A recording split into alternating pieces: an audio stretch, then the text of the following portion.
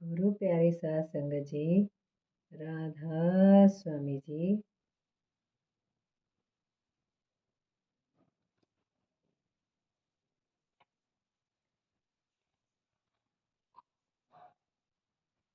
हजूर जी का व्यक्तित्व, हजूर जी की शान, उनके तेज और उनकी सुंदरता का वर्णन कलमबद्ध नहीं किया जा सकता।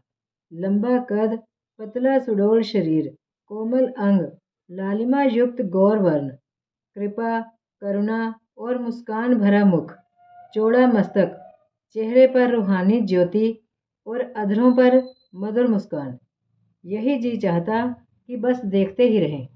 नेत्र इतने उज्जवल, आकर्षक और रसपूर्ण, मानो अमृत का झरना हो, जिनमें से हमेशा दया और मेहर की धाराएं उमड़ती दिखाई देती थी।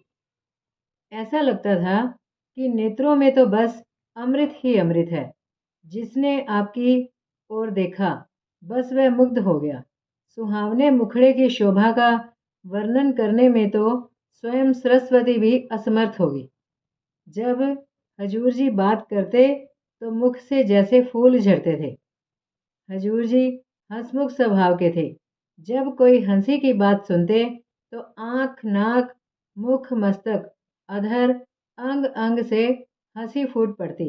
बच्चों जैसी सरल निश्चल हंसी, जिससे मुख लालिमा से चमक उठता।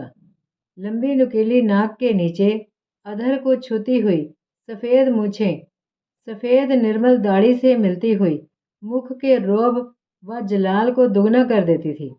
सामने आते ही राजाओं और रानाओं के सिर भी अधर से झुक जाते।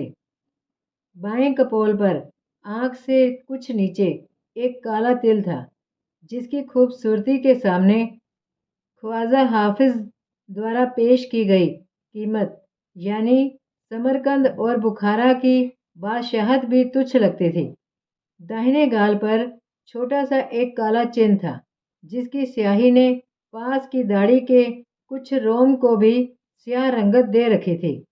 मस्तक पर नाक की सीध में ऊपर की ओर 5 सीधी रेखाएं थी।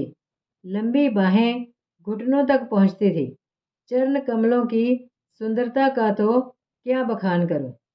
देखते ही जी करता था कि चूम लें और उनसे लिपटकर उन्हें हृदय में बसा लें।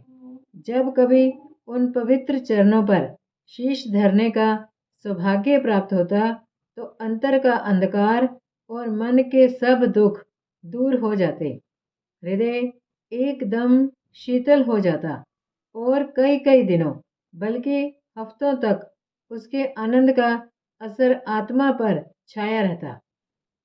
हजूर बड़े महाराज जी के किस किस अंग की शोभा का वर्णन करूं, जिसके एक रोम के सामने करोड़ों सूर्य चंद्र लज्जित हैं। उसके अंगों की महिमा का वर्णन क्या किया जा सकता है। गोस्वामी तुलसीदास जी गुरु के चरण के एक नख के विषय में कहते हैं,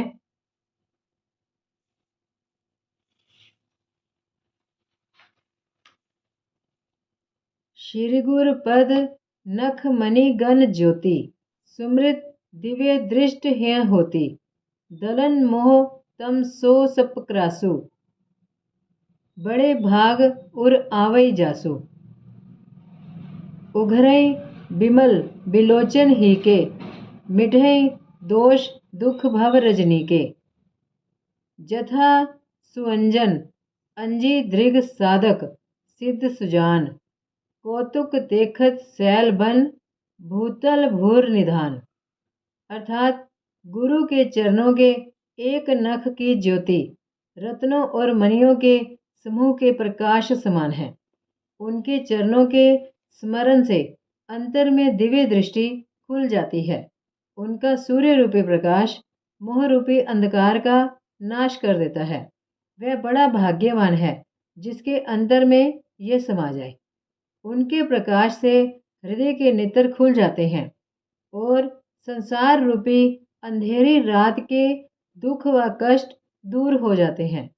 जिन्होंने सदगुरु जी के चरणों का अंजन अपने नेत्रों में डाला, वे साधक सिद्ध और सुजान बन गए।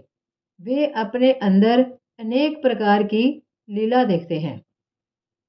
हजूर जी आम तौर पर सफ़ेद वस्त्र पहना करते थे। सफ़ेद पगड़ी, सफ़ेद जैकेट, कुर्ता और सफ़ेद पजामा पहना करते थे तथा जब डेरे से बाहर जाना होता तो सफ़ेद कोट पहन लेते। सफ़ेद पगड़ी और सफ़ेद वस्त्रों के साथ सफ़ेद दाढ़ी बहुत शानदार और शोभायमान लगती थी।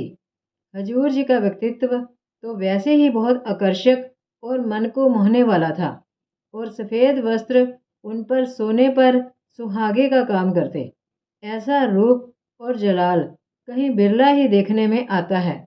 दिल चाहता है कि घंटों एकटक नज़रों से दर्शन करते ही रहें।